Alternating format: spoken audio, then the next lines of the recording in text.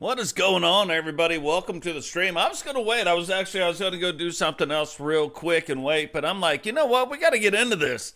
We got to get rolling. What is going on, Bama? Welcome to the stream, brother Mick Wayne. What is happening? Welcome to the stream. Prime time.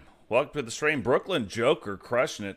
Don't know if you guys saw that, but he is right in the mix with everybody else. Sting kind of running away with the singles thing, but the nice thing is, going into the next one, we will only have 3 matches. So let's get talking about that real quick. There'll only be 3 singles matches because now we are down to 12 teams. So that means there are 6 singles matches, right? So the first 3 matches of Nitro and Thunder will directly have a relationship to Wrestle War 1. We are now in round 2 of that. That starts today. So 3 matches: Recon Delta versus Grunning, GC Rock versus Bret, Hart, Brooklyn Joker versus Sting. The point totals have changed.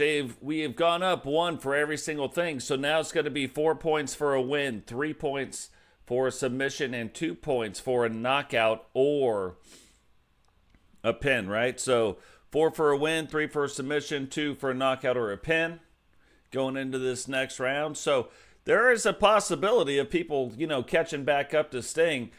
That's going to start tonight, like a lot riding on, just not on what's going on with the matches, but with Brooklyn Joker stopping Sting from scoring more points.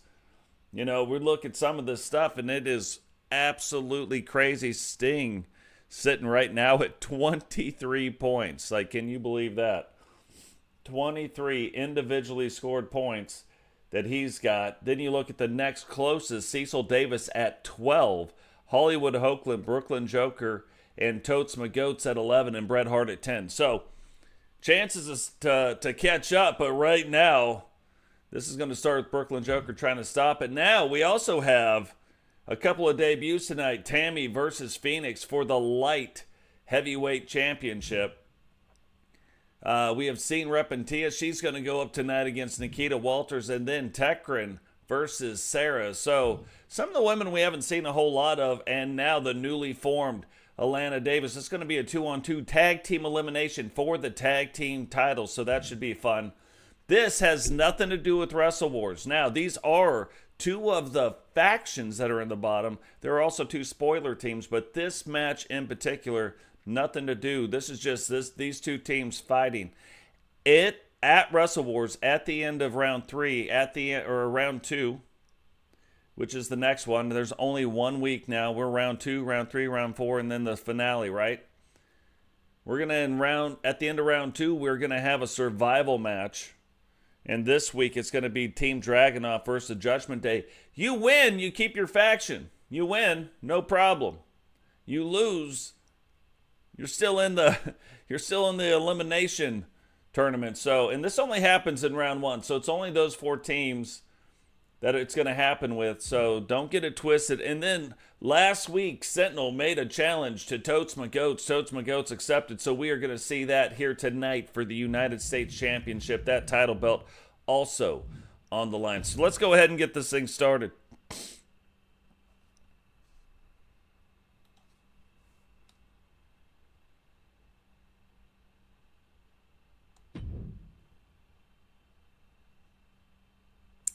Blaze won't be at ringside, no. Nope. Not for this particular match, you know what I mean? But yeah, kind of a lot of... Are we going? What's going on here? Start the match. Yes, please. Okay. So it's going to be interesting, too. During round 1, we didn't see Jay Savage actually wrestle. However, in round 2, we will. So there, the Syndicate, those are really the guys to keep an eye on. If you guys go in to our Discord, I've created a Wrestle War 1 channel so it can track all this stuff going through there. The following champion versus champion contest is scheduled for one fall. Making his way to the ring, representing the Syndicate from Elysian Fields, weighing in at 252 pounds, the Ring of Men's All-Star Champion, Recon Dalton. So Recon Delta, the current King of the Ring, making his way down to the ring. You know, this is quite a big match too. Recon Delta, the King of the Ring, facing off against the defending now Outlaw Champion. So this is going to be quite a match too. You know, we're looking at, in the first one, we had one-on-one, and then we had 8-man matches. Now we're one-on-one and 6-man matches. Instead of the 4-way matches, we're down to triple threat elimination matches, and then 6-way tag team matches. So, as we eliminate teams, it does kind of change the stuff, thus up in the point totals. But, and I got to tell you, you look at some of these matchups that are going to happen now in Wrestle Wars, because we're kind of squeezing it down. As we squeeze out these teams, as we eliminate teams, you've got some of the hottest wrestlers right now wrestling. So these matches are even bigger and crazier than they were in round one. And his opponent, representing D-Generation X from Mount Olympus, weighing in at 302 pounds, the WCW Underground Internet Champion,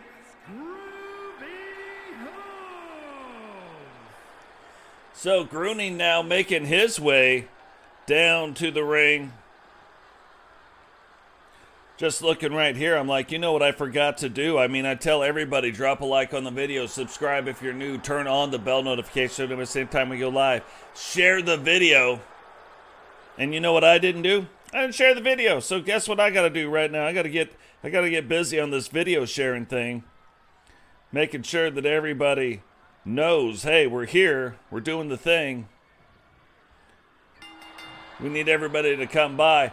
Now, again, two very hot wrestlers getting ready to get after it right here. And you look at the number of wins in a row and how that starts building up the momentum. So these matches, even more important than maybe we think about it, because these matches are helping these wrestlers build the momentum and build these point totals going through Wrestle Wars. Right now, sitting on top of Wrestle Wars, you have Team Singh and the Hart Foundation both sitting at 26 points. The LWO at 25. The NWO at 22. Team Blaze at 20.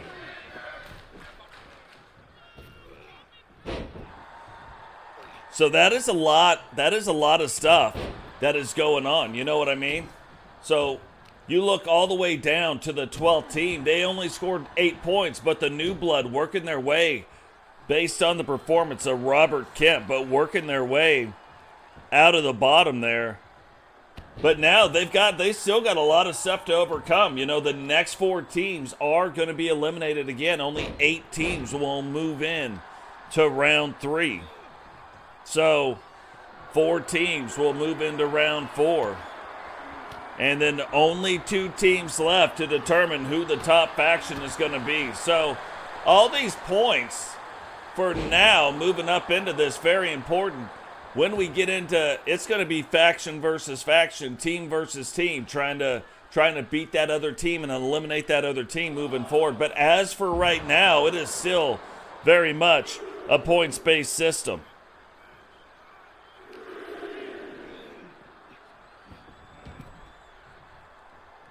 And you can still win by countout too, so don't get that twisted either. Very easy to win by countout. You just don't get the points for the tag or for the whatever, but you're still getting 4 points for the win, you know what I mean? So, still a very important thing. Hold on, one more place to share it. I shared it in about 5 different places, just trying to make sure everybody knows what is going on, that we are doing something out here right now.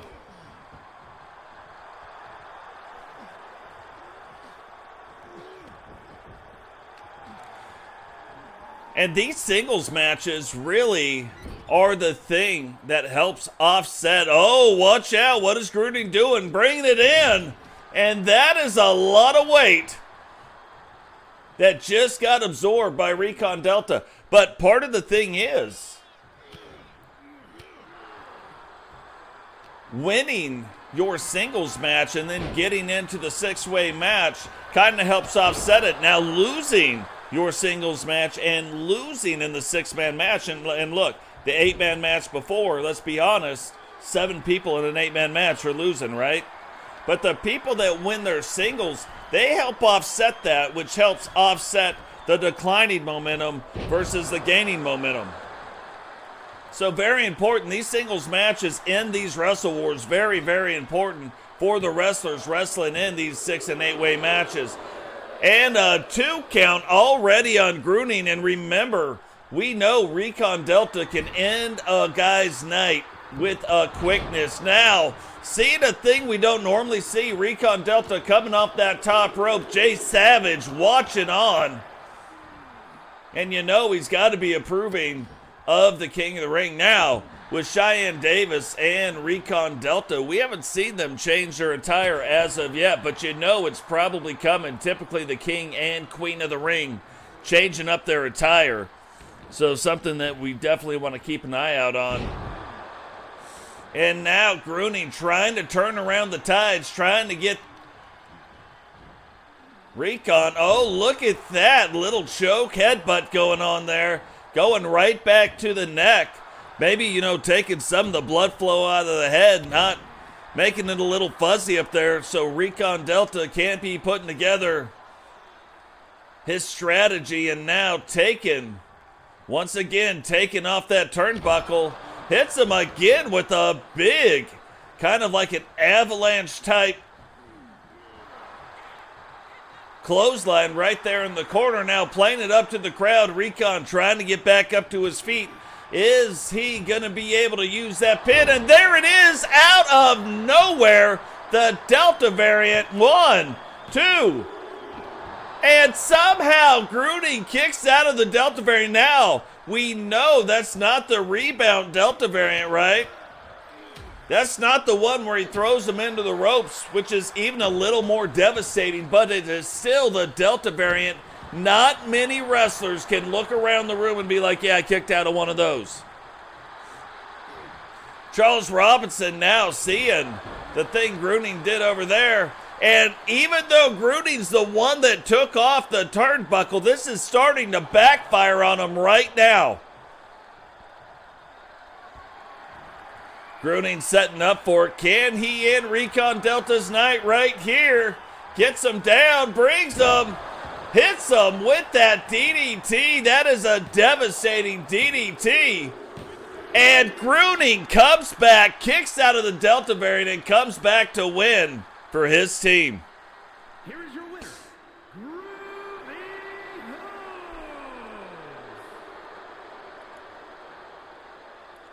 So Grunning pinning Recon Delta. And this is what I'm talking about. With that pin and that win, the win is worth 4 points. The pin is worth 2. So Grunning earning his team 6 points. So before, you know, you're looking, right now you're looking at 6 to 7. Before, you're looking at 4 to 5. So you see the point total is a little bit more, which is even more. Like, even though it's still only a one-on-one match, still a little bit more per match. So this could help people catch up to Sting if Brooklyn Joker can stop the roll Sting has been on, not allowing Team Sting and the leader of that faction to score the points. Now, the crazy thing about this, that team has scored 26 points. Sting himself has scored 23 of them.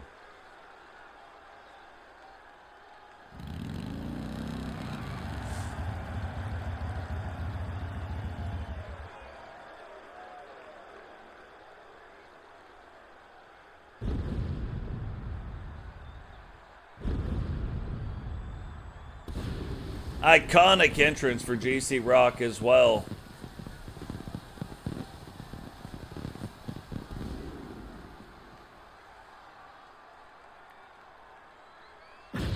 And with Lady Rock and Penny both wearing the helmet of GC Rock. Contest is scheduled for one fall. Making his way to the ring from London, England, weighing in at 311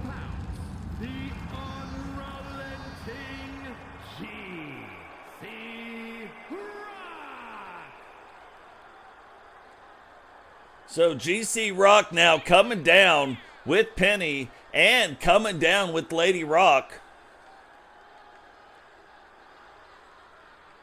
With that same helmet on. Normally you see Lady Rock keeps it on, you see Penny take it off, but this time we're not going to see Penny take it off.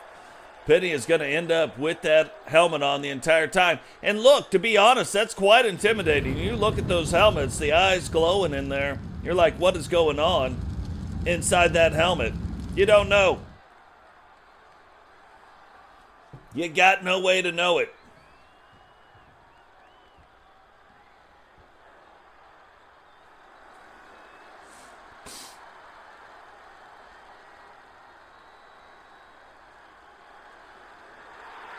And his opponent, representing the Hart Foundation from Calgary, Alberta, Canada, weighing in at 235 pounds, Bret, the Hitman Hart.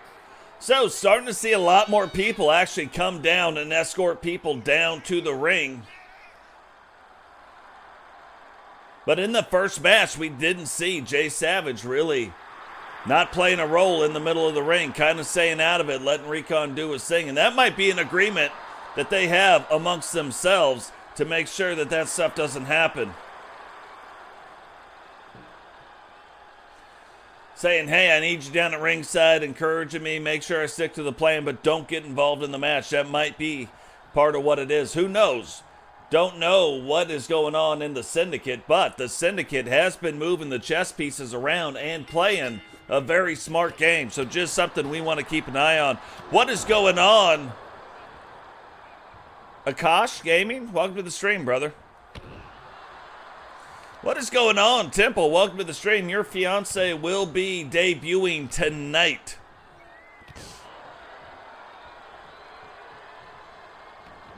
Yeah, Tammy making a debut tonight, and in her initial match, getting a shot at Phoenix, one of the iconic wrestlers of this universe, and getting a shot at the WCW Women's Light Heavyweight title. Now, Bret Hart has been on an absolute tear, which is not surprising. Bret Hart, excellence of execution, one of the wrestlers that is still going to remain in the WCW. You look at Hogan, Goldberg. Goldberg kind of taking on more of a consultant role with the New Blood. The New Blood, though, and maybe he had something to do with it, the New Blood having an absolutely crazy match. Robert Kemp scoring just enough points to get the New Blood out of the bottom four and into round two. Now, round two is not going to be 2 weeks. It is only 1 week. You only get one shot. We are down to like the Eminem song. Do not miss your chance to wrestle. This opportunity comes once in a year time. So, Wrestle War 1 going, and look at this. You know GC Rock, one of the best at scouting out his competition, so you know G has been watching the matches of Bret Hart and trying to stay away from that side of the ring. Tells Bret Hart to come on, and was just a second too late. The excellence of execution getting in and showing you why he has been around the wrestling scene for so long. Grabs the leg, not even a 1 count, but you know Bret Hart using that to kind of keep the pacing of the match going a certain way. And you know, we talk about this quite a bit. When you talk about the pacing of a match, though, it's not about how fast you go. It's about how you control the match at what speed. You go fast, you go slow, you go whatever you go. But can you stay in control of the match? How long can you stay in control of the match? Bret Hart right now being the one wrestler to kind of prove that he understands you score extra points for submission and has won a couple of his matches by submission. Likewise, Chris Jericho, another member of the Hart Foundation, also being one of the ones that do the same. So, you look at the Hart Foundation, how did they get to where they were at? Well, they have scored 3 submission wins, and that has helped them tie Team Sting atop the leaderboard at 26 points. You know, G-Generation X, though, sitting down in the 6th position, just scored 6 points. They were at 19, but now up to 25. So, this is a big match for not just Bret Hart and the Hart Foundation, but GC Rock. You look at GC Rock and where they're at, Team Black, they are in the 8th position at 12 points, really needing to score, not just to score points right now, but to stop the Hart Foundation, to stop Bret Hart, one of their leading point getters at 10, to slow him down, and GC Rock take that step up and get their guys moving in the right direction. But we've seen a lot in this Wrestle War so far. A lot of times the rich end up getting richer. So can GC Rock stop that? Chugga chugga choo choo coming through on that one right there. Big boot to the head. Now GC Rock has made sure he has stayed away, but now the girls understand, and I think GC Rock gets it too. They really cannot interfere with GC Rock without being disqualified and automatically awarding 4 points to Team Black, which is who GC Rock is representing right now.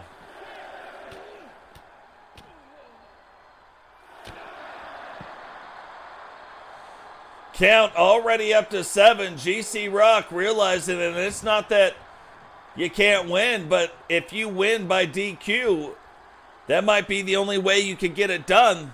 Got it. But if it's not, and it doesn't look like it right now, it looks like GC Rock or Bret Hart could win this match. It is best to win it in the ring. That's an extra 2 or 3 points for your team. And right now, GC Rock getting Bret Hart up in the Rockopotamus. Hits him with it. Is this going to do it? Grabs the leg. 1, 2. And Bret Hart finds a way to kick out in 2. Do you hear the crowd chanting? I hear you, Wayne and Garth. We are not worthy. If you don't know what reference that is, you might want to watch Wayne's World. Bret Hart now getting out of the way. Immediately right back on GC Rock. Hits him with a DDT. And right back to working that lower back, that lower body, because you know what's about to come. Bret Hart possibly calling for it right now. Takes him again right to the midsection, so you know he is trying to set up the sharpshooter. Is he going to be able to get it in? Right now, GC Rock just getting split open. Bret Hart takes him over to the ring, and again, slowing things down a little bit from the pacing of what GC Rock was doing. Whips him into the corner. Penny and Lady Rock looking on.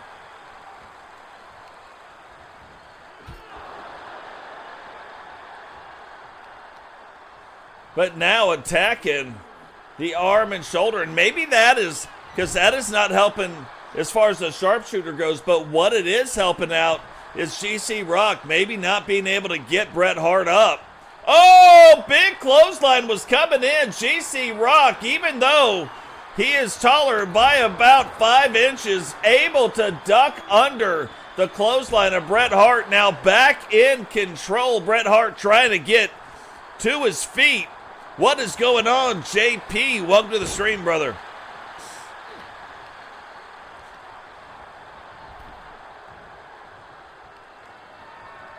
And here we go.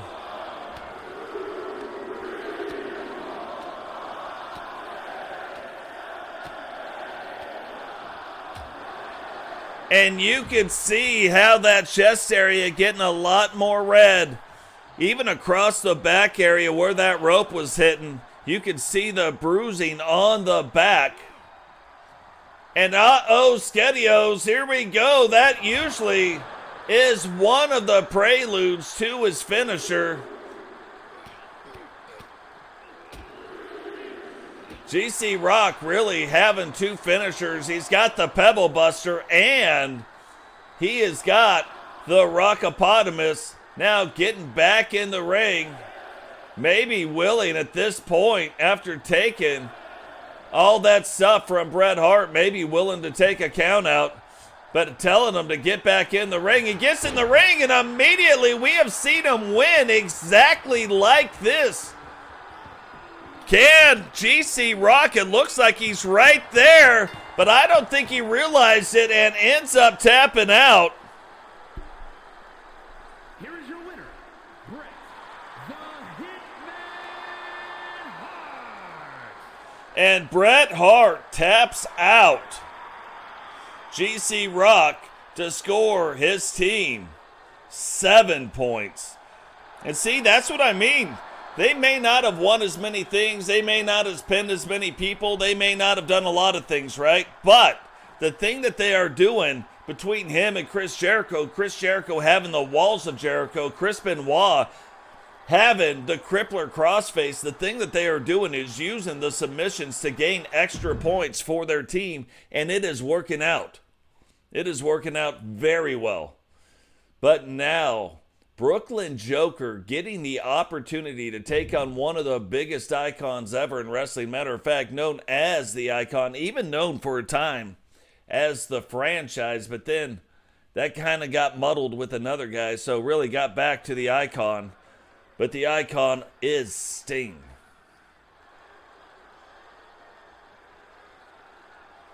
What is going on, Tammy? Welcome to the stream. You made it in time. You will be debuting here shortly.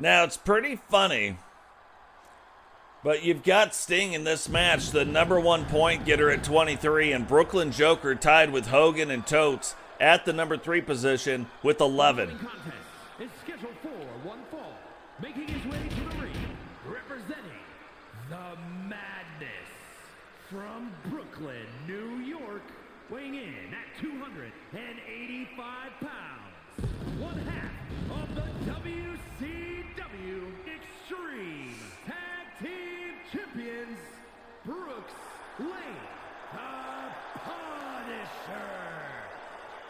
Yeah, it's crazy, Tammy. Your Ka is the first one I made one slight improvement to. Didn't really need it, and you won't even notice. It's actually shadowing. I have a shadowing thing that helps like the body stand out a little bit better, so you wouldn't even notice it. Didn't change one other thing. Other people, I totsify their character. I looked at the character, and it was, you did a very good job. From Venice Beach, California, weighing in at 259 pounds, the Icon. And that's not to say that everybody doesn't do a good job. That is for sure. What I typically change are the small details. If you look at Brooklyn Joker, it's small details. Brooklyn Joker made the character, but it's just these small details that we will go in and add. If you look at our cause, there's a lot of small details. That is the difference between good and great. The difference between really good and great. So we just add a few things, and I'm always tweaking stuff. I'm always changing the tires. Like, that's one thing, but the overall Ka, like that, did a very, very good job. Really looking forward to this match, because you look at Sting. Sting has been in some impossible matches. Like, he was in the match, and why he is so high up on the board right now, he would still be leading. but it wouldn't be by 23. Ends up winning a 1-on-8 match where only one person can win. He won by pinfall and was awarded 10 points. So you figure if it wasn't that way, even if he got, let's say, 2 pins, he'd still be at 15. You know what I mean? And he'd still be leading the board. But right now, because of the match he was in, and any one of the other 7 could have did it as well and be in a different position,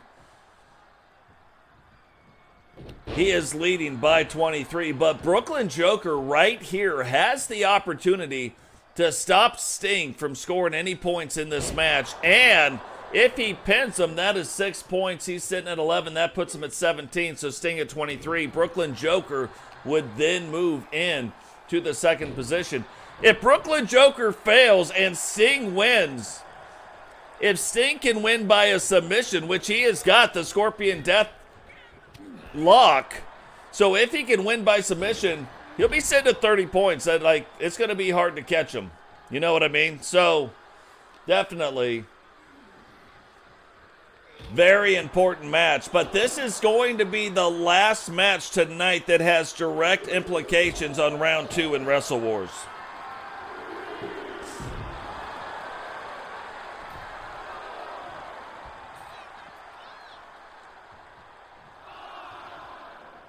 Sting looking on Brooklyn Joker. You can see Brooklyn, even though new to the WCW, not new on the wrestling scene. So using some of that experience right there, obviously Sting with more experience, but Brooklyn still has some experience, and using that experience to take the ref's count and not worry about jumping back in the ring immediately, but take the ref's count and use some of that to start helping him recover a little bit to get after Sting. Sting right now trying to get him in the corner. Brooklyn wisely not letting him get him to the corner.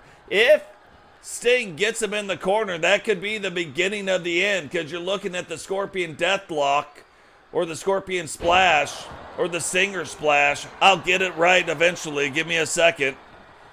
But the Stinger Splash, and then that's kind of the prelude to the rest of it, right? So definitely you do not want to let Sting get you in the corner. If you're wondering who put Baby in the corner, it was Sting.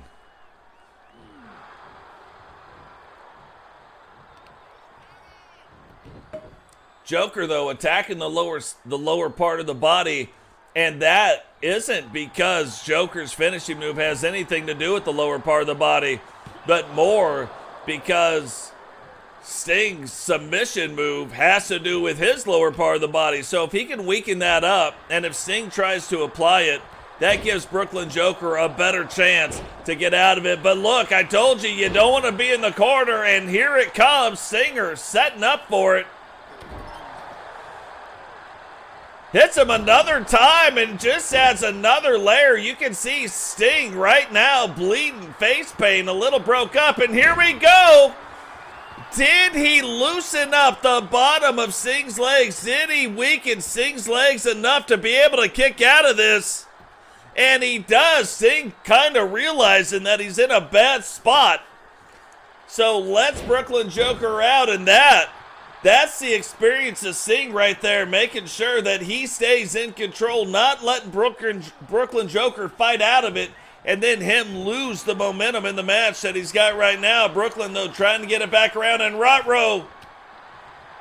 That could have been a bad thing. Sting comes at you from behind. He will hit you with the Scorpion Death Drop. But look at the power of Sting.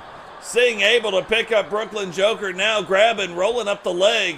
1, 2, 3. And look, the rich just get richer, and Sting pins Brooklyn Joker. Here is your winner, the Icon. So proving a lot harder to reach now. Sting sitting at 29 points. But still a hard-fought match. It wasn't like Sting came out of that unscathed. You can look at the face paint coming off, blood coming down the face paint. But she is in the comment section right now. Tammy making her WCW 2.0 debut. And not just any debut, making it in a championship match versus Phoenix for the WCW Women's Light Heavyweight Championship.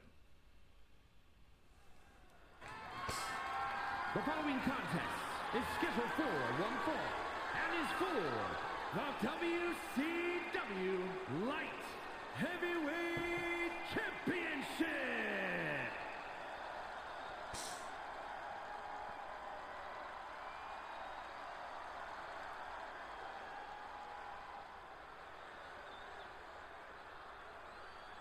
I love this arena too. There's a lot of little things in this arena that are amazing. Oh, and it's slight changes to your entrance, not the motion, but you'll see. I like pyro.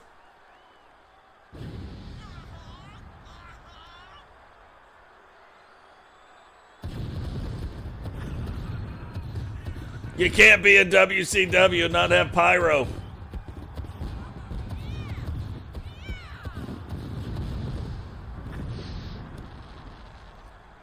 But look at all the subtle things on Tammy, like the tattoos done very well. You guys are about to see some more of those, but very small little details making the wrestler really good, like really on par with our wrestlers. So yeah, good job. Hats off to Tammy.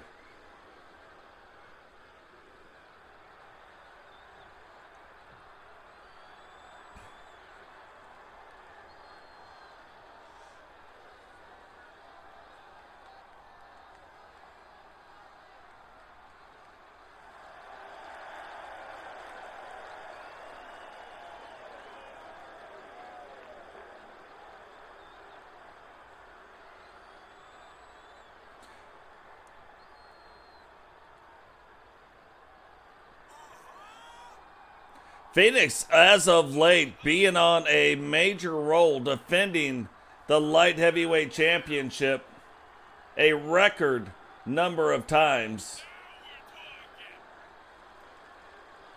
Right now, that record up to 4, but can she push that record even farther tonight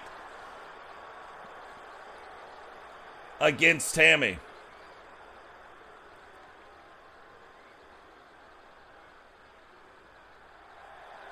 And this is one of those title belts that is amazing. I'd put this title belt up against any created title belt that you could create in game, not outside the game and import a picture, that you can create in the game. Best title belt out there, I believe. The men and the women's. Look at the state of that title belt. Introducing the challenger from Montreal, Quebec, Canada, Tammy! And her opponent from the fifth dimension, the WCW Light Heavyweight Champion, Fenwick! So the Light Heavyweight Championship just coming into existence in this season has been fought for 6 different times. Heather initially winning it and then losing it to Phoenix. Phoenix then going on to defend it a record number 4 times. But like I said, to get the right history going with the title belt, you're going to see it defended quite a bit. So that the title holder is going to be seen a lot on TV, much like the United States Championship. And look at that, immediately going for the pin. Phoenix, though, kicking out, grabbing the back of her head, going, wait, thought this might be a little bit easier, but, and we don't know the exact styles or anything. Phoenix, I guess one good pin deserves another. But back and forth they go. But I'm telling you, Phoenix in her other matches have been able to end some of these matches quickly. So Tammy definitely having her work cut out for her, definitely stepping in to a match like this in her debut match. No easy feat. But she could also, high risk, high reward, end up coming out of here if she can win. But coming out of here with a title belt in her very first match. Not many of our female wrestlers can say that. Probably one of the few is Ozzy, who we all consider to be the greatest WCW Women's World Champion.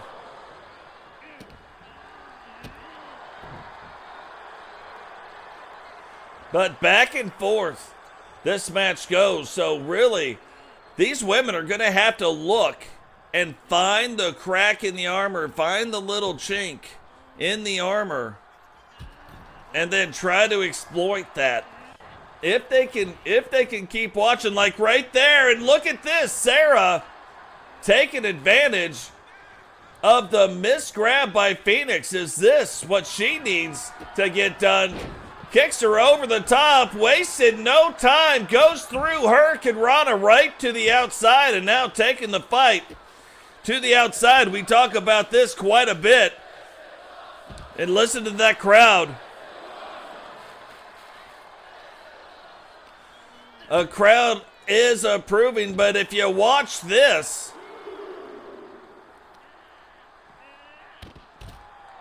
taking advantage of the outside of the ring, we call it the great equalizer, and using the momentum and the velocity of the moves, but now against that thin rubber mat, against the concrete. So really taking advantage, but again, you can't win. You can win the match on the outside, but you can't win the title on the outside. Tammy understanding that, getting Phoenix right back in there before the referee gets too far into that count. And now goes, gets her in a submission hold. Is she going to tap out? No, well, she's tapping something, but she is tapping the lower back of Tammy, and now Phoenix trying to get it turned back around after, whoa, look at this. Taking it out, but is she going to be able to use it? Thought she might have grabbed her right there and used it, but does not. Instead, two knees right to the face. Telling Tammy to get up. Tammy does get up and kicks her right in the face. Now rolls up the leg. 1, 2. And Phoenix kicking out into Tammy.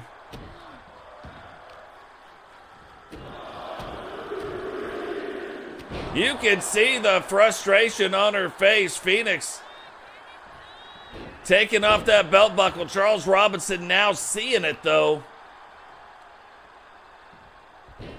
And Tammy slowing things down just a bit.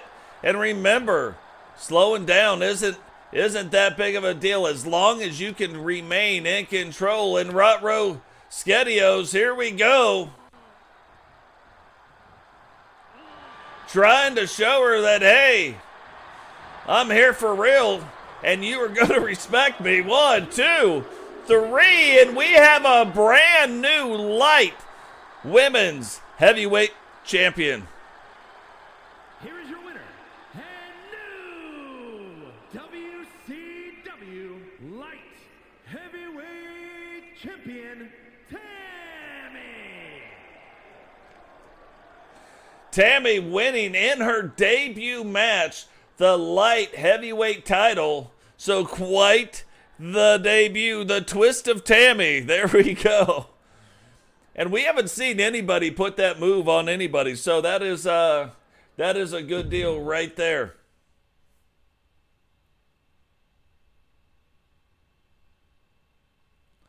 Quite the debut. GG's to Tammy. So here we go. Repentia trying to get on a roll here, brand new into the universe. Nikkita has been on a roll. We haven't seen a lot of her, but she has won the matches she has been in. So is she going to be able to continue that tonight? We'll have to see. But Nikkita Walters, the sister of Wade War Walters and Brutus Walters, two freaky guys by themselves. is scheduled for one fall, making her way to the ring, representing the Monster Eclipse from Limbo, the Webmaster, Nikkita Walters. So Nikkita Walters always making quite an entrance, typically seen bringing down Wade War Walters and Brutus Walters down to the ring, but here as of late and in season 6 we are starting to see her more and more in some singles matches. So is she going to start getting herself into some title talks. Can Repentia tonight kind of turn it around? She's only had one singles match, so let's not like make out like it's some big losing streak, and was in the 10 women Rumble title match. So, but both women really could make a point on why they kind of would want to win tonight, start getting themselves up into some title talks in some different women's divisions. Is that going to happen tonight? That is what we're going to have to watch out for. Acknowledge the yes. That is a shout out to Rikishi. So what is going on, Herbie? Welcome to the stream, brother.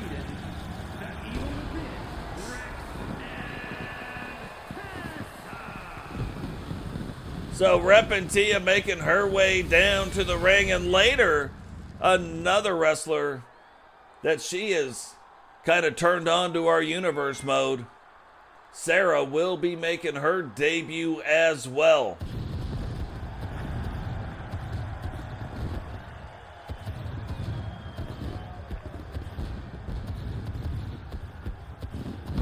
You know, it's kind of crazy, like as we're growing, I'm starting to get more and more graphic design artists kind of, you know, offer their services for money, right? But oh, you could say yes, like Streamlabs cannot stop anything from happening. Don't listen to Streamlabs. They don't have any power. They talk, but they don't have any power. I had to take away all their power. They misused it last time. Repentia getting off to a fast start, but remember, Nikkita Walters, very tough, can take a beating and then come back from it. So definitely something to watch out for. But look at this, Repentia starting to get on a roll, and that's something we haven't really got to see. What would happen if she gets on a roll? What happens if she starts getting the momentum? Can she hold on to the momentum? And then can she make the match her own? Definitely has a very unique style of wrestling. And remember, her character, from what we can tell, will stop at nothing to win. So, already testing the waters with Nikkita. Nikkita still down, but you don't want to give Nikkita time to breathe. You start doing that, she can recover quite quickly and turn things back around in her favor and end a match quick.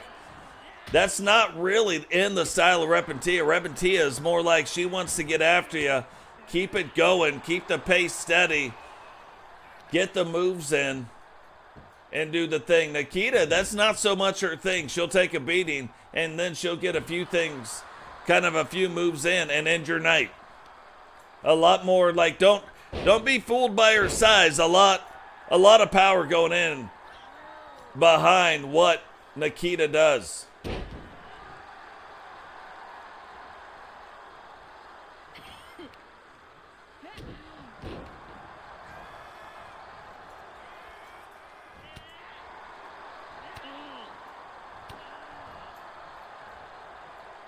Yeah, it's telling me like, oh, Totes, I need to be a moderator. It is not going to be a moderator. And this is what I'm talking about. A couple moves in, Nikkita Walters already down, putting in her finishing move. Is that going to do it? 1, 2, 3. And this is my point. What is going on here? Nikkita winning the match, but what is this? This is Serra dancing Serra down, giving Nikkita Walters a stare down. What does that mean? Is she doing it because that's her friend, or is she doing it to let her know that ain't gonna fly around here? Law don't fly around here, law dog.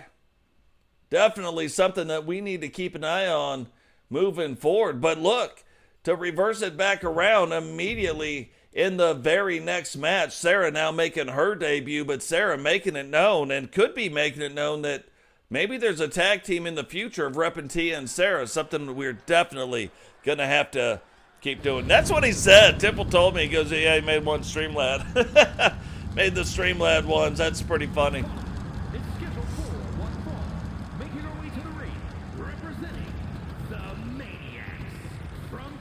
wasteland, the deranged Tekryn. What is going on, Jesse Jackhammer? Welcome to the stream, brother. Yeah, I watched your last episode. It was very good. Very entertaining. Now, you would look at Tekryn and Nikkita Walters and be like, these two should be a tag team. But the problem is Nikkita representing basically the Fiend and his faction where the Walter brothers are at, Monsters Eclipse, and then Tekryn representing, and has for a long time, the Maniacs.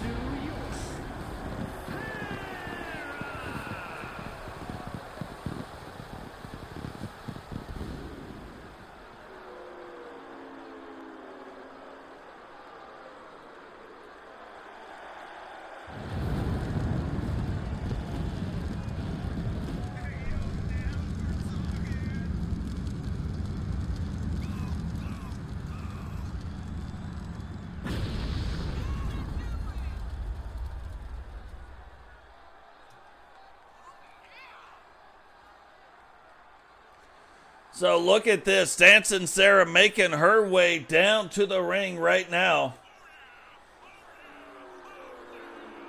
Giving you a little dance why she is doing it.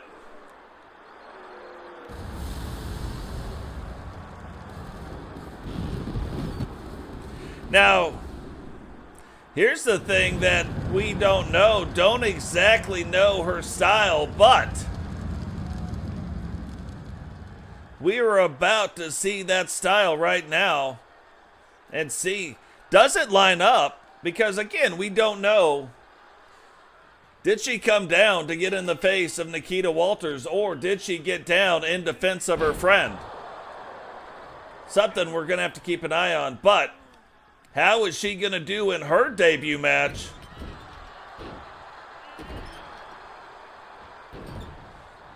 Right now, Tekryn getting things turned around, looking like Serra getting off to a fast start, but yeah, the new light heavyweight champ.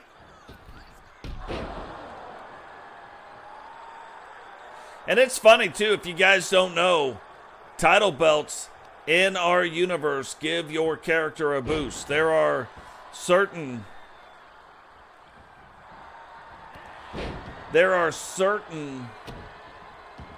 stats to every one of the characters that are all the same. Winning a WCW title has a boost and has residual effects. Like once you lose the title, part of it still remains. So, and it's capped out at 20 points. So, but you can win it multiple times is what I mean, and then it has multiple residual effects, capped out at 20 points, so it doesn't get too crazy. But still, anything is helpful in that regards.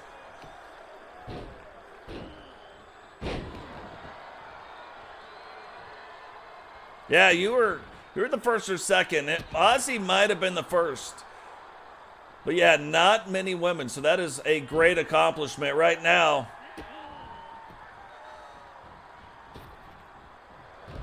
Whoa, Serra going after, trying to give Tekryn the old rump shaker, but Tekryn getting out of the way, not wanting to get the rump shaker. All Tekryn wants to do is zoom, a zoom, zoom, zoom, and a boom, boom. You know what I mean? Tekryn now trying to get it turned around, and again, Tekryn not typically wrestling a whole lot. Now, there was a time back in one of the seasons where Tekryn started kind of getting hot, and then it never really went anywhere. So, with Eric Bischoff getting rid of all the known talent because he believes the talent here in the WCW, he believes the indie talent that we are bringing in can be the thing that gets the WCW to the next level. And so far, he's been right. So taking out most of the talent where that really mattered was in the women's division. Now, with the addition of Repentia with the addition of Serra and with the addition of your brand new WCW Light Heavyweight Champion, Tammy, they are now set up to where they could start Wrestle War. The women's division now has the number of women needed to start Wrestling Wars with 8 teams. So, not starting quite yet, but right now every woman you see in WCW will be involved in Wrestling Wars. And look at this, Tekryn not scared to try to go after that count out, knowing that Serra has had her number most of this match. So wisely trying to get the count out doesn't work, and Serra right back in the ring controlling the match. But now, how are all those teams going to shake out? We know that the NWO, we know the Order of the Phoenix. Is the Bikers, are they going to add more to the Bikers? Or are they just going to find a couple stand-ins that will wrestle with them? And look at that move going, rolls up the leg. 1, 2, 3. Oh, Tekryn kicking out before the 3 count. You can tell right now, Serra, just look at the look on her face, pretty frustrated with that. Thought she had the win in her debut as well here tonight.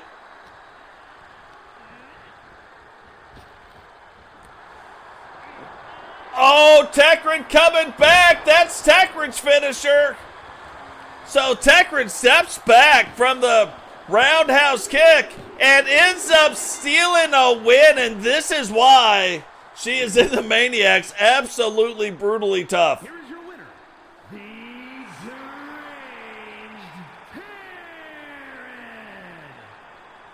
Now, are we going to see Serra and possibly Repentia teaming up and maybe trying to get some revenge in a tag match against? Because we've seen them wrestle in a tag match before. We have seen the women from Monster Eclipse and the women from the Maniacs join up and fight in tag matches. So maybe that is what is next on the horizon for those two. But absolutely crazy, some of the matches that have happened so far tonight. And we are working our way to the end. Right now, women's WCW tag team titles on the line. Then we're going to watch a 4-man match, and then Sentinel, who made the challenge to Totes McGotes last week, will get his shot at the WCW United States Championship in our main event here tonight.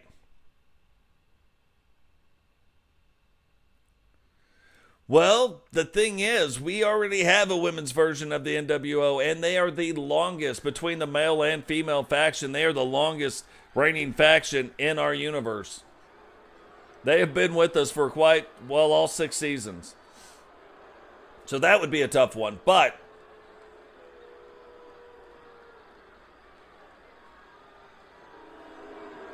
look at the state of these two.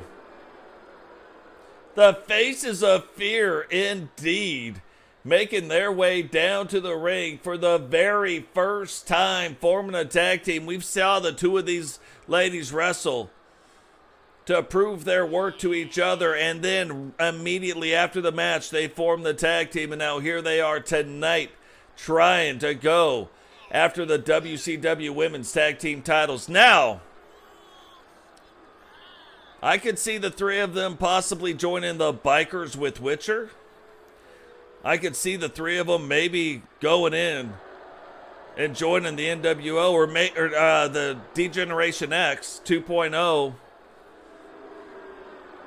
Maybe Susie brings them together and they end up forming the faction, the female version faction of the New Blood. Hard to tell. It's hard to say what is going on here or there, but we're definitely going to have to keep that in. They're in no factions right now. Repentia just made her debut a few nights ago. Serra just made her debut tonight along with you. So no factions right now. Maybe y'all stay singles, like maybe you end up in a faction. Hard to tell. You'll be somewhere for the faction wars, though. And here we go, mom and daughter of the New World Order. Speaking of the New World Order, here they come. Down to defend the WCW Women's World Tag Team titles. Other members of the NWO also holding title belts. Obviously, the Queen of the Ring, Cheyenne, in the New World Order, and is your Universal Women's World Champion. So, NWO holding quite a bit of power here in the women's division side is the the newly formed tag team of the Faces of Fear, which we know that used to be on the men's side. But now, the newly formed women's version of the Faces of Fear. Are they going to be able to take these tag team titles from the NWO? Remember, all these title matches having a lot to do with going into Wrestle Wars because these title belts give you a boost.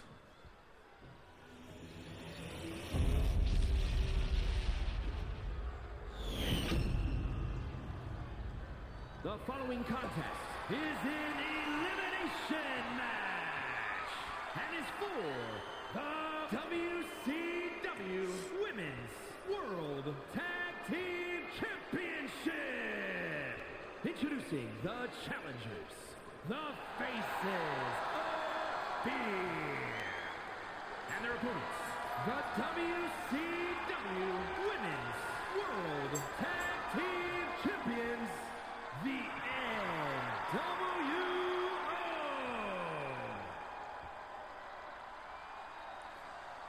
So crowd kind of on the fence about both of these teams. Very loud. They have very strong opinions, but seeming like you get some cheers and some boos both ways. So hard to say who the crowd is really going for here tonight. But the NWO women have made it hard and have proven that it is very hard to beat them, especially when the tag team title belts are on the line. At one point, they were holding the Universal World Tag Team Championships and the WCW World Championships. Now the Universal Champions are in the Order of the Phoenix, and they are also holding the 8 women's tag title belts. So, very interesting there. But right now, Alana and Kylee in the center of the ring getting ready. Not even getting ready. They are already going after it. Kylee looking like she's got the advantage right now. Both the other women on the outside of the ring looking on. And the NWO known for making the quick tags in and out. We don't know what the Faces of Fear are known for quite yet. So definitely want to keep our eyes on that. Alana starting to get the better of Misti. But Misti getting it turned back around. And remember, Alana, back in the day, like back in season 1, did have a couple of matches and then disappeared. And now showing back up in WCW. We don't know a lot about her, but when she showed back up, she was wearing the face paint, looking all freaky, and then beating Miss Nightmare, who then agrees to tag team up. And now Misti grabbing, rolls up the leg, 1. And where she got a 2 count before, now only up to a 1 count.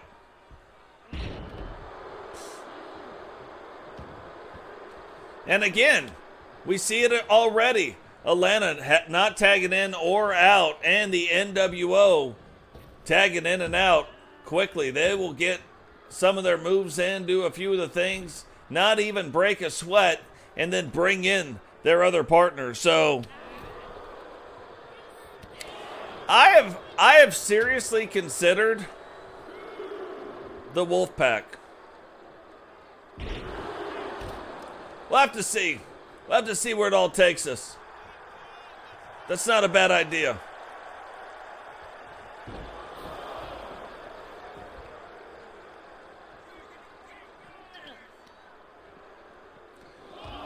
Not a bad idea.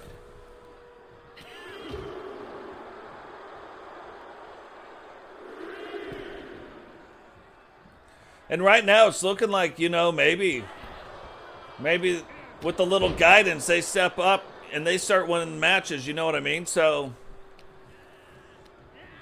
Definitely something to look at. Alana now getting Kylee, but look at this. This is the first double team move that we've seen of the night. So even though the NWO has been tagging in and out quickly, our very first tag team move, our very first double team that we see comes from the ladies of the Faces of Fear. So something to keep an eye on with that. NWO typically not doing a bunch of double team moves back and forth. But we will have to wait and see.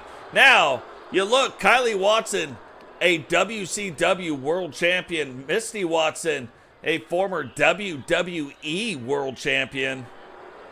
Before coming to the WCW, Miss Nightmare, a Women's Universal World title. So a lot of talent and a huge clothesline right there. And then Alana beating Miss Nightmare in the last match. So a lot of talent again in the ring. Thought we might have seen another double team move coming, but not what happens right there. Misti instead using the time and hits her with a big move.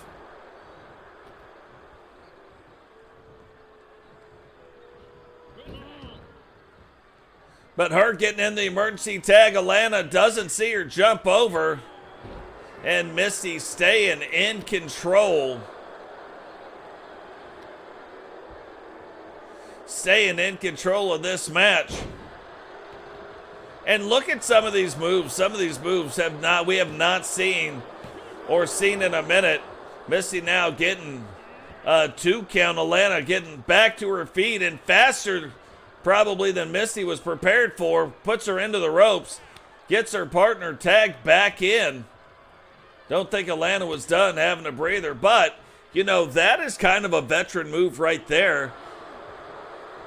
Alana in the match for a long time up front, but then Miss Nightmare all of a sudden really getting put in a bad spot, makes the emergency tag. Alana gets in, gets it turned back around, gets her partner immediately tagged back in, and now Miss Nightmare controlling the match, which is quite a feat, especially when you're looking against the NWO. And now, here comes the second double team move of the night. And again, it comes from the women of the Faces of Fear. Misti wisely getting out. And look at this, Kylee, who is known for her power and becoming the WCW Women's World Champion, beating Aussie and ending Aussie's reign. Aussie defending that world title 11 times. Then Kylee coming in right after the 11th time that she defended it, coming in, cashing in the Money in the Bank title. And look at this. That is a light fixture that she breaks right over Alana. And again, remember, this isn't your normal match. This isn't a match where, hey, one pin and that wins it. Now, I don't know what'll happen on a disqualification if it only disqualifies the one wrestler. But this is an elimination match.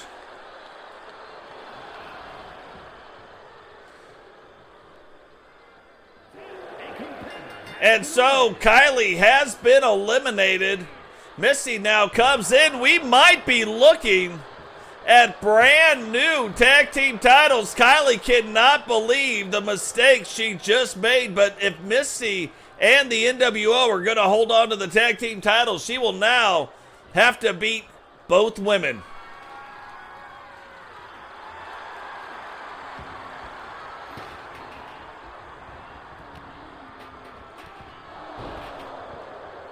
So trying to bring a chair in, but Miss Nightmare wisely sitting back, waiting for Misti to come in the ring, even though the chair is still in the ring. Miss Nightmare now kind of getting on a roll, and this is not the thing the NWO needs. The NWO really needed to turn things around and turn them around quickly. But Miss Nightmare, understanding the levity of the situation she is in right now, understanding that they have a chance to beat the women's World Tag Team Champions, which nobody's been able to do. Matter of fact, let's just go ahead and look at the stats on that one.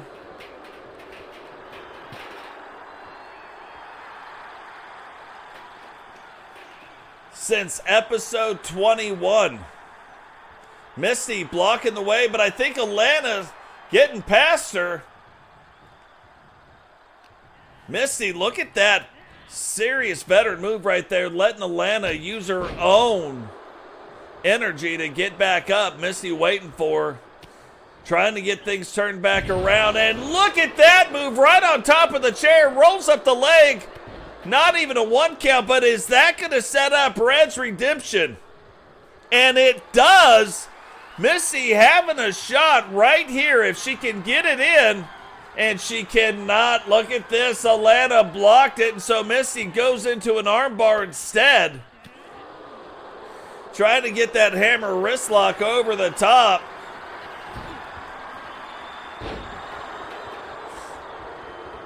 And really needed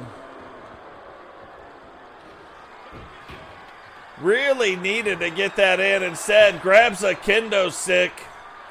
Can she get the kendo stick in? No, once again, Miss Nightmare sees it coming. Now grabs the leg, 1, 2. And Misti kicking out in 2.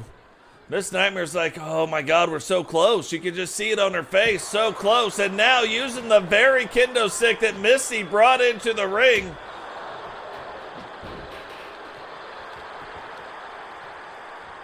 And breaks that kendo stick right over Misti's legs.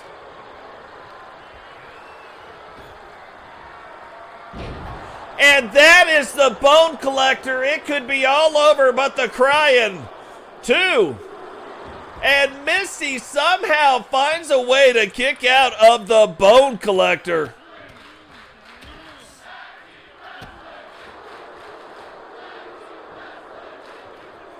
And so far, it isn't because, I think both teams have done an amazing amount of wrestling, but one mistake, and it is quite a big mistake, but one mistake on the part of Kylee not being able to get back in the ring by the 10 count.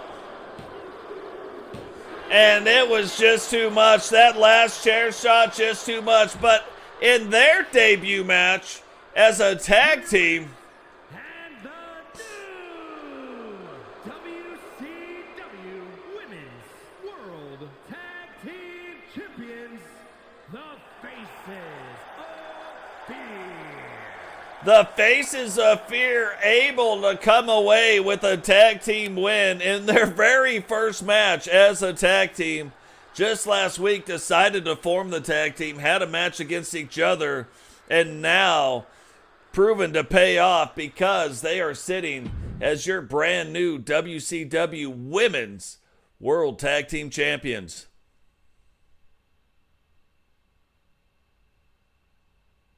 Oh, yeah. Yeah, no, that is for sure. We are down. And Sentinel, welcome to the stream, brother. Don't know if I said that before. Like, I see you now, snaking in. But, again, like I said, you challenged.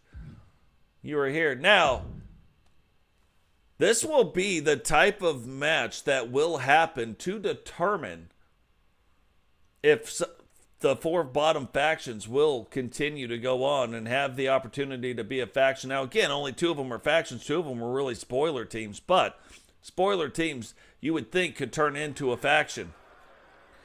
This is not one of the matches. This has no implication on Wrestle Wars. This is just a warm-up for both of these factions going in to what's about to happen. This is going in to fight for the survival and letting them see what is on the horizon. So, realize this has zero to do, I say again, nothing to do with Wrestle Wars. This is just giving these 2 factions the opportunity to understand the fight they are about to get in very soon. But the very first fight will be Team Dragunov versus the Judgment Day. We will see that on the very next Wrestle Wars to end out round 2. The winner keeps their faction. The loser has to go on and try to do it one more time. The finale will be at the end. We will crown the winner and the faction that is being disbanded at the end. Up until then, all these factions can operate exactly how they're doing. The following is an elimination match. Introducing first, at a combined weight of 869 pounds, the Judgement Day. So the Judgment Day making their way down to the ring right now. The leader, Raven. But if you know anything about Raven, doesn't like to be the one that stands out and does all the stuff. Just likes to get in the ring, kind of the king of hardcore wrestling. Wants to get in, do his thing. You look at the wrestlers that scored points for their faction. Raven scored 2 of them. JP ended up scoring 2 of them. So, but this is not about that. This is just a warm-up right now. And to give you guys an opportunity to see the match type that these guys are going to be fighting for, that these guys are going to be fighting in for the survival of their faction. And really only 2 factions in it. You look at the Bikers, the male version of the Bikers who are coming down right now, and the Judgment Day. These are really the only 2 factions. The other 2, you look at Team Dragunov, that's not a faction. You look at, I'm trying to find it. I can't find it. But Team Dragunov, and then there's another team that is down there as well. Let's see, AIOU and sometimes W. Team KVD, that's not really a faction. But those 2 guys are still trying to fight and force one of these factions out. So the spoiler team still have a shot to really have a big impact. Now, in this tournament, you win, you keep your faction. You lose, you don't. And not the first match, but the second match. You got to lose and then lose again. So, these guys will get a shot. Team Dragunov, we will see them in the next Wrestle War versus the Judgment Day. At a combined weight of 1,018 pounds, the Bikers, same way. And again, Digital not liking to be the one that stands out, the current hardcore champion. But Bikers now on their way down to the ring. They will too be fighting for their survival.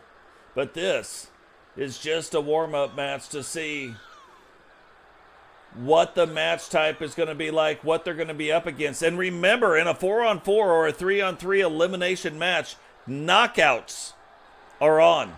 It's the only match styles that we have that have the knockouts still being on.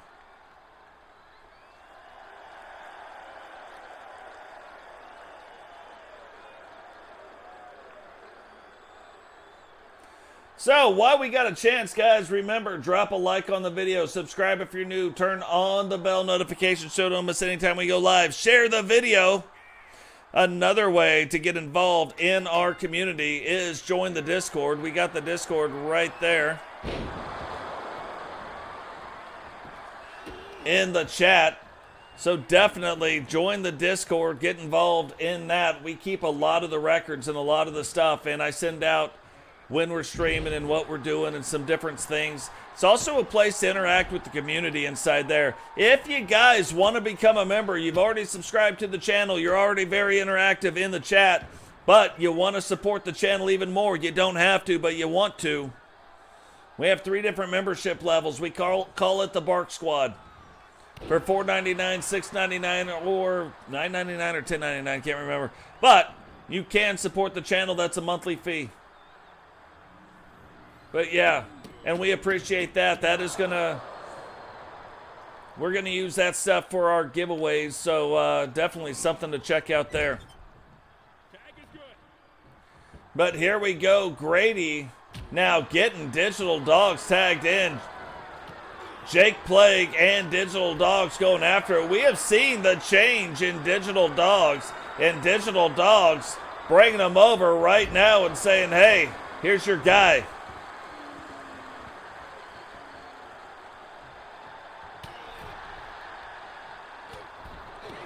Oh, Raven talking to him for just long enough. JP able to get back up.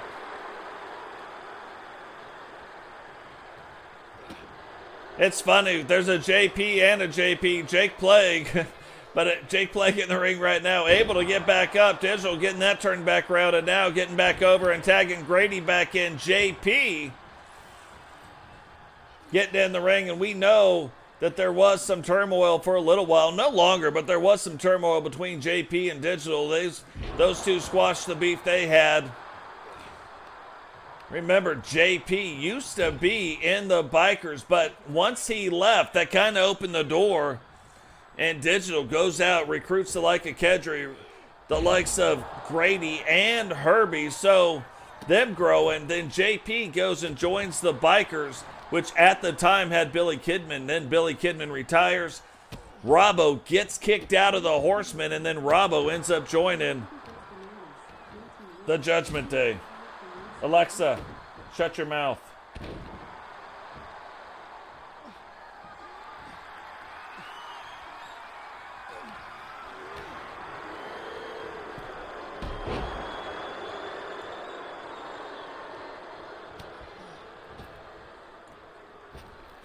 And look at that move. It's almost like the old JP starting to come back.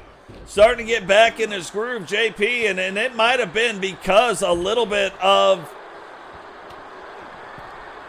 like the war going back and forth between Digital and JP probably took it a little bit out of him. You know, you even noticed some residual effects from Digital, like took it a little bit out of him. Digital recovering a little bit faster, but now maybe JP also recovering. Maybe JP ready to go as well, but look at Herbie. Herbie absolutely ticked off, running roughshot through the Judgment Day. JP trying to run roughshot through the Bikers, but the Bikers trying to get it turned back around. Looking like Grady was going to get him thrown back in the ring, and finally JP back in the ring and tags Raven. And Raven now going over. And now everybody's fighting everybody but who they should be fighting. This might prove to be a problem. What is going on? Witcher, welcome to the stream, sister.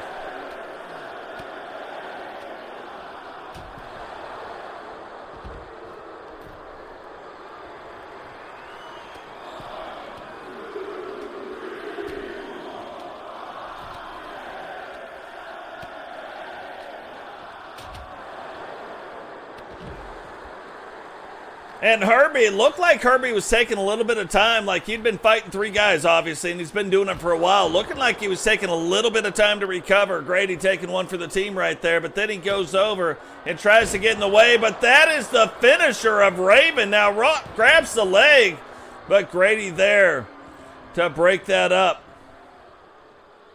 And this is the hard part, like in the beginning of these matches, because you've got so many people that can jump in and break things up. So this is why knockouts end up getting turned on. It almost takes a knockout to fully affect and start getting your first pieces. And right there, Robbo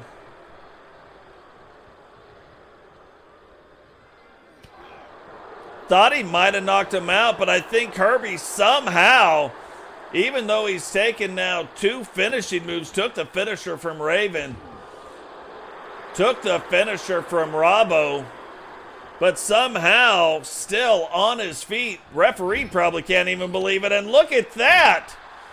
Herbie getting things turned back around and saying, look, stop hitting me with your finishers.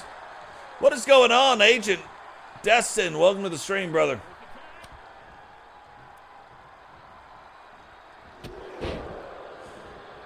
And that is a big boot. Don't know what that is all about if you're from Canada.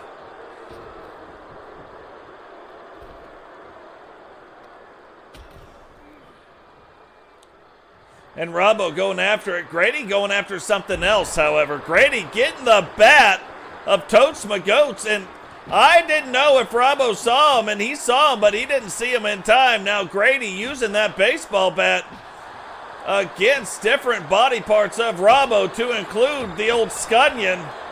Ketchery throws the stop sign, hits Robbo, does not knock Robbo down, but does end up hitting Grady and knocking Grady down. Grady jumps in, Robbo not ready for it, but getting it turned back around here.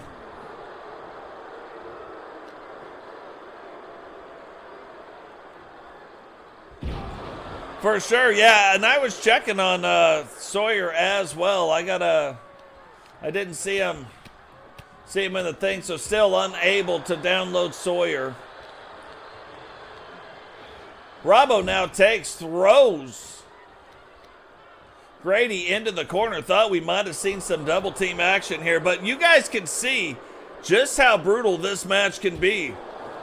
This is the kind of match that needs to happen for you to prove you deserve to keep your faction. So only the bottom 4 factions are going to be in this. When we get the next 4, like the next 4 get eliminated, they're just eliminated. There's no continuing this, continuing that. The bottom 4 factions are the ones that are fighting for survival. From here on out, you're just eliminated from the Wrestling Wars. And at the end of round 2, at the very next Wrestling War, when we are in that arena, we're going to have this, we're going to have Thunder, and we're going to have the Wrestling Wars. At the end of that, 4 more teams get eliminated. 1, Digital in to break it up. Right now, Digital, your hardcore champion. Raven setting up. And he was trying to hit him with it again. Or hit Grady with it for the first time. You look at Grady and Herbie, it looks so similar. And now basically the 2 leaders of the men's faction, Digital kind of the one they look at on the men's side, even though Witcher is the leader. But the closest that they've got to a male leader right here. And still Raven cannot take Digital off his feet, and Raven can't believe it, but you know who can take Raven off of his feet? Digital Dogs. Raven just hit Digital with everything he had. Every single thing he had, every ounce of energy that he possibly had, and Digital took it and did not go down.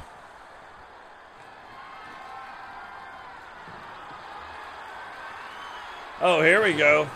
Oh, thought Digital would have been bringing the trash can into the ring. Does not. What? Digital missed him with that clothesline. And don't get me wrong, Digital quite a bit bigger than Raven. So not hard to duck under. But then Raven also missed him with the missile drop kick. And now Digital starting to feel it. Turns around, however, and all of a sudden, it is Jake Plague in the ring and not Raven. Raven making that emergency tag now, grabbing the leg. And a 2 count on Jake Plague. Digital can't hardly believe it, but I got to be honest, I wasn't even counting because I didn't think it was close enough. But look at that. That might do it. But JP in to break up that count right there.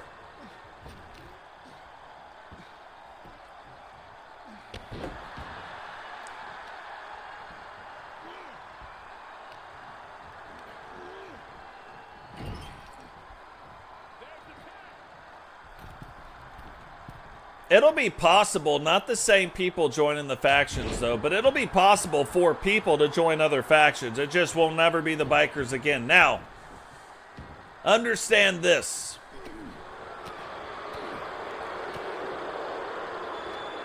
Right now, you've kind of made a move to have a male and a female version of the bikers. If the male version gets broken up, that does not mean the female version is broken up. So we'll just see. But again, this is the same thing I said before. Win. That's all you got to do. Win, and it's a moot point. Doesn't matter. And right now, we're only talking about the male version of the bikers.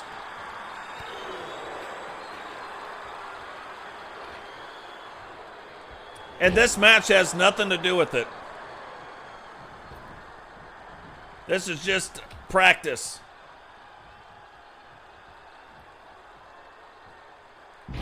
Yeah, I was getting messages, you know, like, I guess this faction, that faction broke up. I'm like, no, they're not. No factions are broken up as of right now. But the bottom 4 factions, oh, watch out. Kedry with the Irish car bomb hits Raven, and Raven finds a way to remain conscious. Kedry now grabbing the stop sign, getting back in the ring with the stop sign.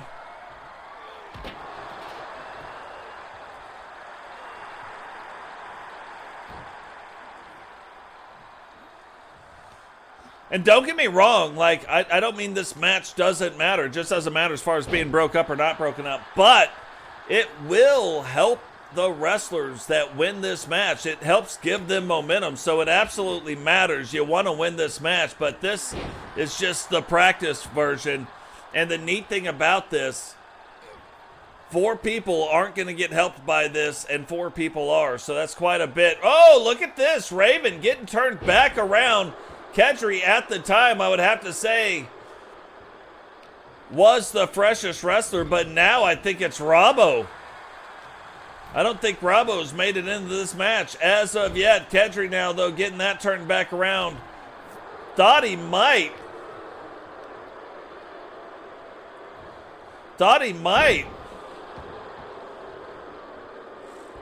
Have got it turned around, but as I say that, Robbo now in the match as well. So Kedry and Robbo going after it. Kedry back to his feet, sees Robbo coming. And maybe Robbo was in briefly, but Kedry now trying to knock Robbo out, because I'm going to tell you, some of these first things have got to happen by knockout. And he keeps walking right on to that stop sign now, busted Robbo open, rolls up the leg, and Robbo kicking out in 1. So Robbo busted open, but still not even close to going out of this match, at least as far as the pinfalls go. Only getting the 1 count, then rolling out. Kedry trying to stop him, but Robbo now back in. And Robbo showing you why he was a Universal Champion. Powerbomb right on top of the stop sign. And now Robbo and Digital getting ready to go after it. And you can see the newfound focus that Digital has as a wrestler. Rolls up the leg. 1. And still only a 1 count.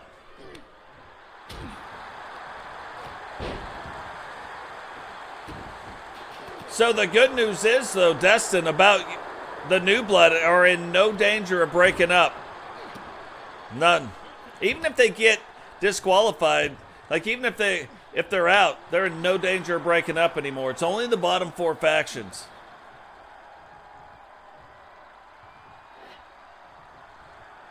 I'm telling you, when Robert Kemp won that for the 8 points and got the New Blood out of the bottom 4, that was huge. Look at this. Kedry now starting to, and we've seen this from Kedry. Kedry has been on a roll here as of late. Digital on a roll as of late. Kedry now tagging in Grady. Grady and Robbo have had quite a few battles.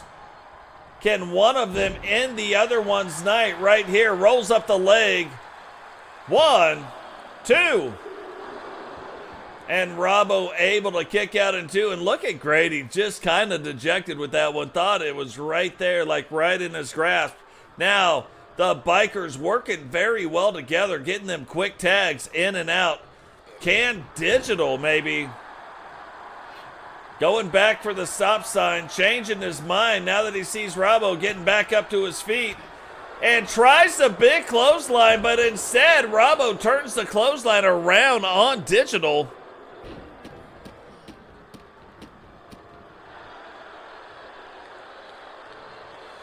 And Digital Robbo finding a way to get JP tagged in. Now again, these two They had their history, worked it out, even though they're in different factions.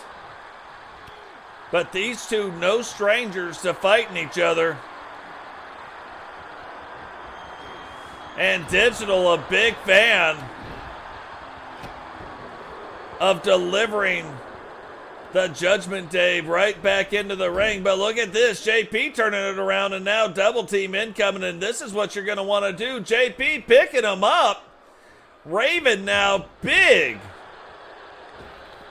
elbow across the chest.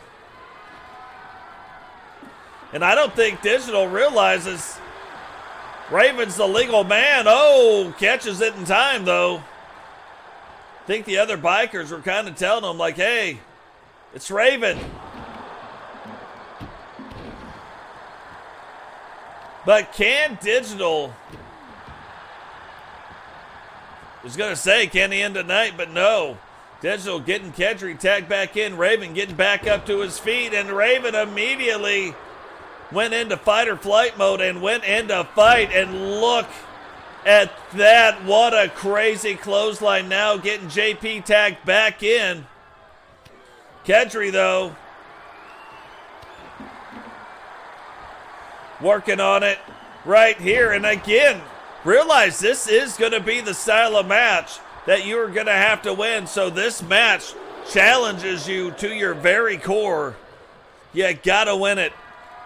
You got to win it.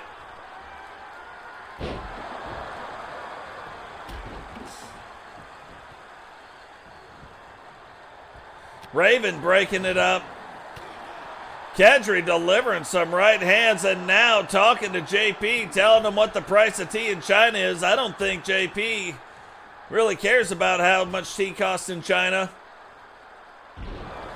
But Kedry getting after the Judgment Day. JP coming to the aid of the Judgment Day, being the legal man. This is another way, if you can get a pin here in on the outside of the ring. But Charles Robinson not exactly in position to count it, so who knows. JP now going, and it could be a knockout, but it is not. Referee not even counting.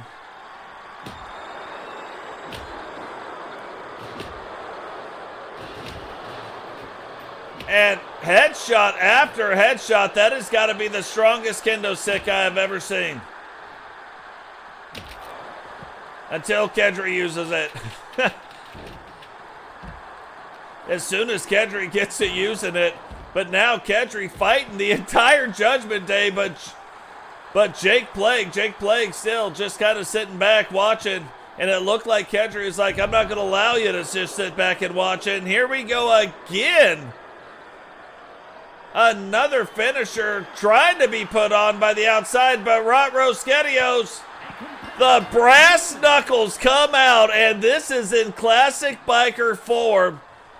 JP knocked out by Kedry and the brass knuckles. Now Robbo, the next legal man in, and you're going to start seeing some stuff. Robbo now picks him up, puts him up, grabs the leg, one. And Digital there to break it up. You can see the blood, too, coming out of the side right here of Robbo's face. So, still, lots of brutality left going on here. Kedry gets him whipped into the corner. Robbo fighting through it, however. And again, picks him up. This could be all over, but the crying. Robbo knocks out Kedry. So Kedry knocks out JP. Robbo knocks out Kedry. And now Robbo on an absolute tear, it looks like. Is he going to get another biker tagged in? Absolutely does. And now, with a little assist, throws Jake Plague in to Herbie. Herbie trying to get back to his feet, but gets a guitar right over the back for his troubles. What is going on, Vexicity? Welcome to the stream. Oh, that splits Herbie open. Grabs the leg, and Grady way late on the save right there. was standing in position, but for whatever reason, does not save his own tag team partner. What does that mean? And look, to be fair, we've seen this from Grady before. Grady even going back to his days in American Alpha when his tag team partner was Simba. We have seen it from him a couple times there, and now seeing it with the Bikers. But is he going to be able to make up for that mistake? Is he going to be able to even the score right now? Really needing to do that because the Bikers are down 3-2 right now. Now remember, this is like a practice run for what's coming. Nothing on the line, but the winner will still carry momentum. So something to definitely keep an eye on. It's these kind of matches that could actually help out Herbie, help out Grady. We have seen Kedry and Digital digging their way out of what's been going on here lately. And a big missile dropkick. You know, you think about it, it's not just that was a missile dropkick. The fact that it's a big guy doing it to another even bigger guy, that is the thing that makes that even worse. Now, Digital rolling out of the ring for whatever reason, maybe giving JP a chance to get out. But Raven now picking up Digital. Can he get him up? And a pile driver. Raven now, again, the king of hardcore, tries to get Digital Dog with that stop sign. Digital avoids the stop sign, hits him with a clothesline, and really needing to hit him with a big choke slam right here. Is Digital going to be able to do that? Can he put the move on him? Doesn't look like he's going for it. Gets Grady tagged back in to the match, and maybe that is something that needs to happen as well. You look at the most powerful wrestler in the ring right now, or in this match, on either side, it is Digital. Maybe trying to allow Digital even a little bit more of a break and use him sparingly how you want to use him.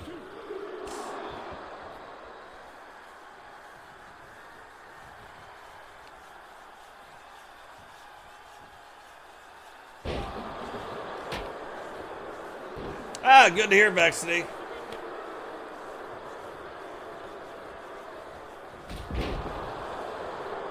Yeah, we're kind of getting down to that. Once we get to the eight-man, it's going to be team versus team as far as the wrestling wars go, if that's what you're talking about.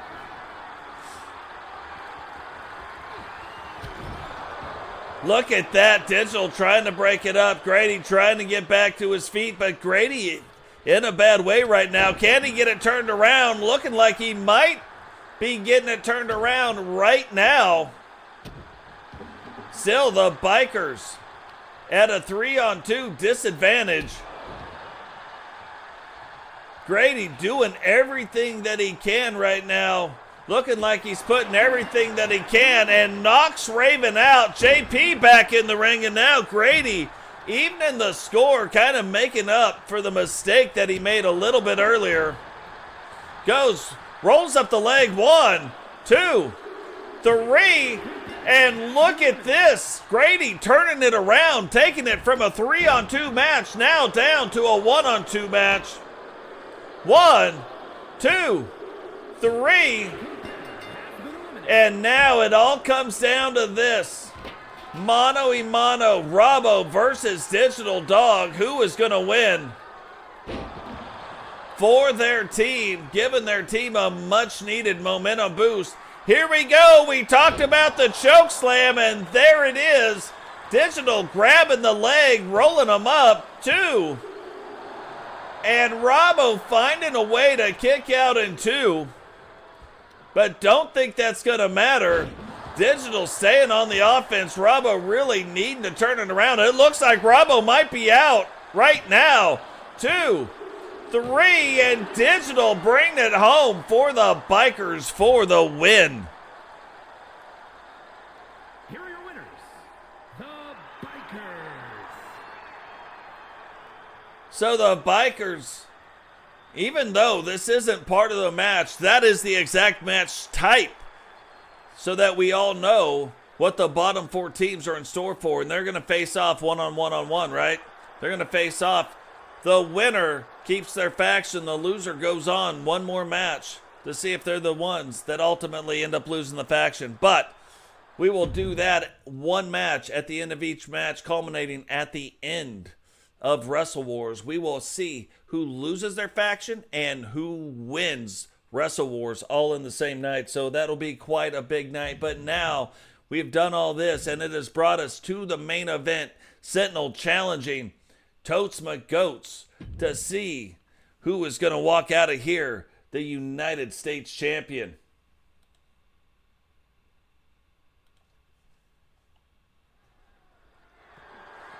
The following contest is scheduled for one fall and is for the WCW United States Championship.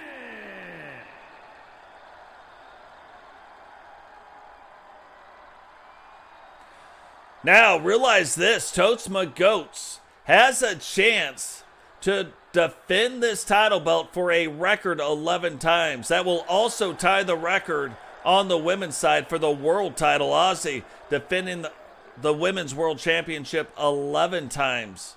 Totes having a chance to tie that for the most ever by any belt ever, but having a chance to tie that. So right now, already up to 10, but Sentinel here tonight could end that. Sentinel having the size on Totes. Is Totes going to be able to come up with a strategy to beat Sentinel and retain the United States Championship?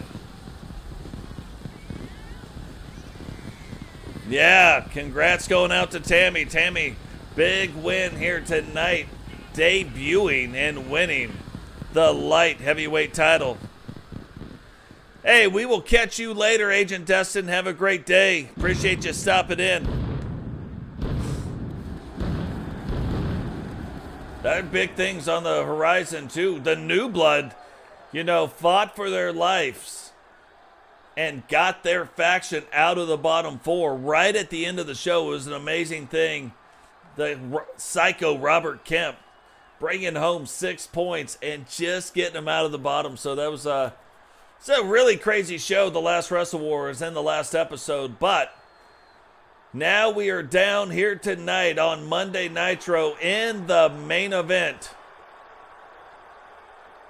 Totes McGotes going for a record 11 times defended on the U.S. title.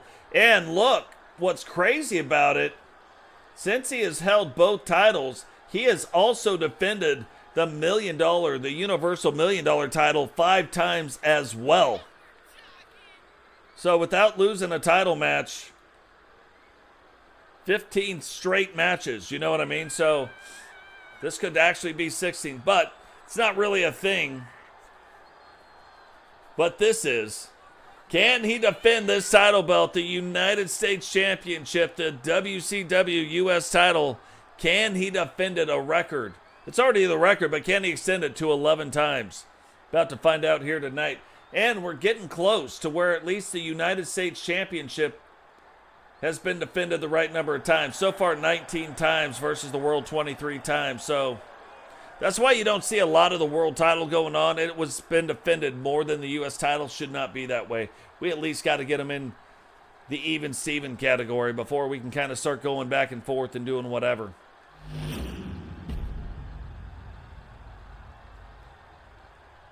Yeah, if you, that would save me some time. You can put the hashtag, your stuff. Just make sure on one of the lines, it's hashtag Totes, one of the 3 lines.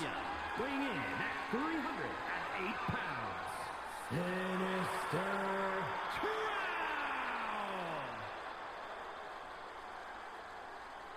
And his opponent from Huntsville, Alabama, weighing in at 258 pounds, the WCW United States Champion and the Universal $1 Million Champion, Frankie the Reaper Fingers.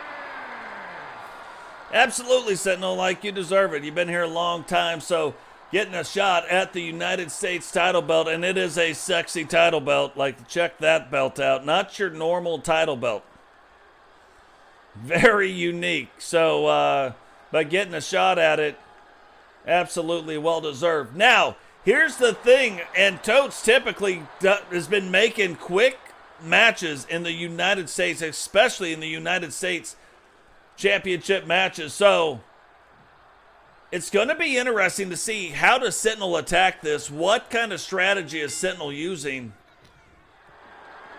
to win this title belt? Getting off to a quick start, but we know Totes has that hard head style, like attacking Totes in the head, typically not the way to do it. Is he going to try to attack in a different way? Maybe Totes has a weakness we haven't exactly seen yet.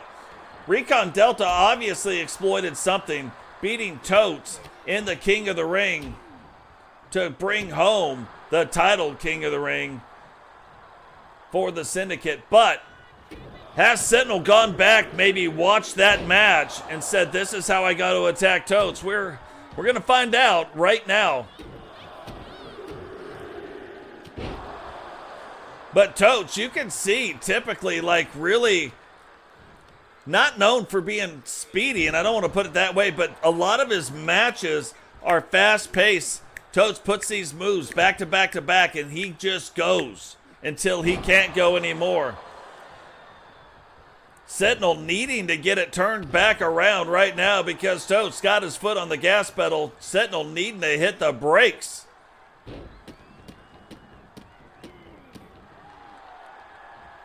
And you see Scarlett over in the corner there. Does Totes see it? He does! And look at that. Now Charles Robinson sees it. Charles Robinson went to go do something with it and then now backing off. Starts to make you wonder. Maybe Charles Robinson's got some, maybe he's on the Horseman's payroll. You know, that has been talked about quite a bit. But now getting in there and getting that turnbuckle pad put back on. Totes saying, hey guys, relax. Let's slow it down for just a second now. Charles Robinson making it back over, making sure no funny business going on. But think about this. These two have been on the outside for about a 7 count already, and Charles Robinson now just getting in and only on 4. Trying to tell these guys to get back in. Totes says, all right.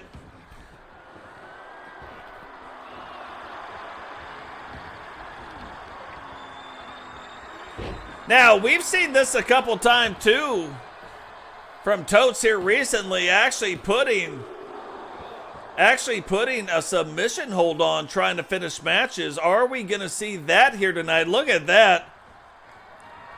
The manager of the Four Horsemen putting a baseball bat in, and this might be the opening Sentinel needs. Ducks over that clothesline. And now getting to the offense, rolls up the leg. 1, 2. Oh, not even a 2 count, but still. Sentinel now in control of the match, picks up Totes. And realize this, Sentinel's got big moves, but I don't know that I'd be going for the pin so early. I'd be going for the offense. While you got Totes, try to give him the beatdown, and here we go. Sentinel trying to put the finishing moves on him right here, throws him down. This might be it. 1, 2, and somehow Totes McGotes finds a way to kick out in 2. Sentinel can't hardly believe it, but doesn't seem that surprised. Can Totes survive this onslaught? And we know that Sentinel's got the power in about 3 or 4 moves to end a match. Almost did it right there. And all based off of a mistake. Totes.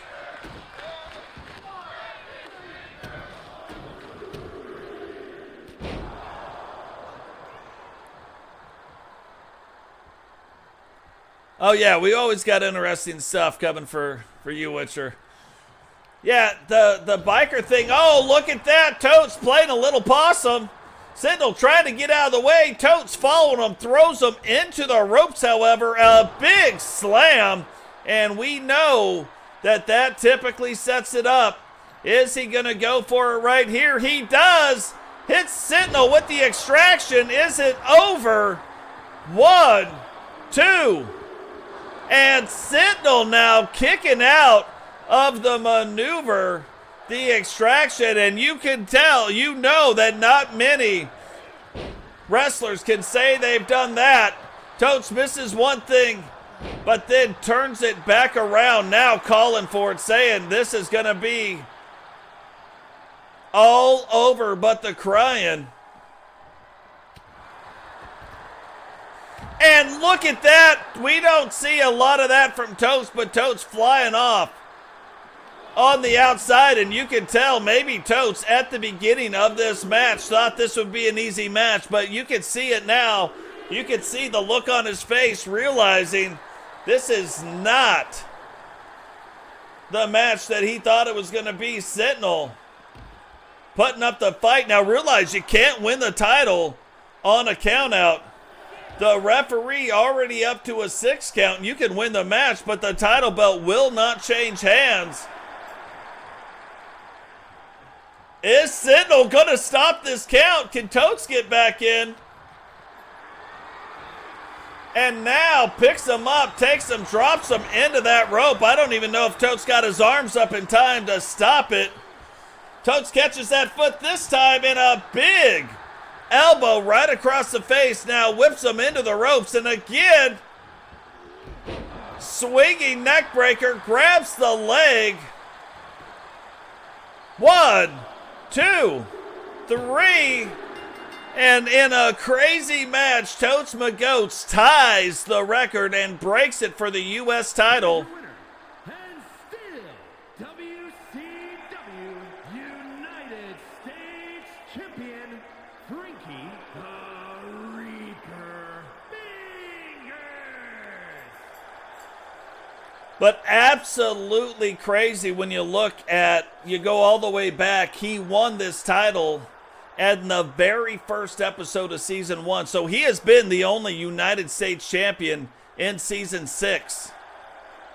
Period. He has defended it now a record 11 times and tied the record of Aussie for defending any title belt X number of times, which she defended the WCW women's title 11 times. So quite an historic run, but you got to think, if you're one of the world champions, you got to be happy this is going on, because what would happen if Totes wasn't holding one of those belts? If Totes loses the United States title. Now, right now, Bama holds the WCW World Championship, right? But if he wasn't holding it, and it wasn't a Horseman holding the world title, Totes would obviously be going after that. You can't have this kind of a run and not go after a world title. Or would he go after Roman Reigns and try to end Reigns' run being the Universal World Champion? Totes has held the Universal World title twice, so could he break the record there and hold it for a record 3 times? So lots of things definitely want to keep our eyes on. But guys, that is going to do it for this one. Remember, drop a like on the video, subscribe if you're new, turn on the bell notification so you don't miss any time we go live, share the video. If you guys want to become members of the channel, if you want to support that way, absolutely can do that. Go into the memberships. We offer 3 different kinds, and there are some perks that come along with that. And you also get to see all the shorts that I drop, or all the videos I drop, early. I schedule all of them to go public later, but as a member, you get to see all those videos early, and there's some other cool stuff as well. But guys, appreciate everything you do. Love all you guys. Be kind to one another, and we will catch all of you in the next one. Peace.